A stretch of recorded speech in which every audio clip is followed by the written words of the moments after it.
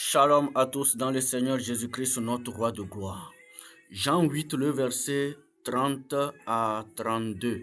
Il dit, si vous demeurez dans ma parole, vous êtes vraiment mes disciples, vous connaîtrez la vérité.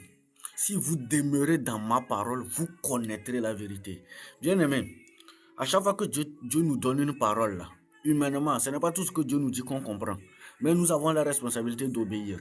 Si tu veux analyser la parole de Dieu avant de pratiquer, tu vas échouer. Tu vas retarder ta bénédiction. Ceux qui voulaient du vin, Jésus a dit puiser de l'eau, non? S'ils étaient là à réfléchir, l'eau, est-ce qu'ils auront le vin? Jamais. S'il vous plaît, il faut être sûr que c'est le Seigneur qui vous a parlé. Vous avez prié, vous avez jeûné. Le Seigneur va vous donner une parole. Parce qu'il ne fait rien sans sa parole, bien-aimé. Il ne fait rien sans sa parole. Et si vous êtes sûr que c'est lui qui vous a parlé, je vous en prie, agissez bêtement. Il dit à Abraham, sors de la maison de ton père, va-t'en dans le pays que je te montrerai.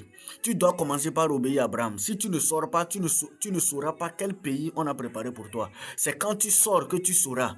Regardez, Abraham a obéi. À la suite, là, il n'a pas donné Isaac. Il n'a pas voulu sacrifier Isaac. Est-ce que quand Dieu l'avait dit par la suite de sacrifier Isaac, il a douté? Non. Parce que au début de son obéissance, quand il a obéi, il persévérait, il a découvert la vérité. Quand vous pratiquez, quand Dieu vous dit, vous commencez par le faire, au fur et à mesure que vous avancez, vous allez découvrir la vérité. Et cette vérité va vous affranchir. Et quand vous êtes libre, tout ce que le Seigneur vous dira de faire, vous le ferez. Que le Seigneur vous bénisse. Votre frère apôtre Aristide. Jésus-Christ ne ment jamais. Sa volonté, c'est de faire du bien et non de nous livrer au diable. Croyons et agissons. Amen.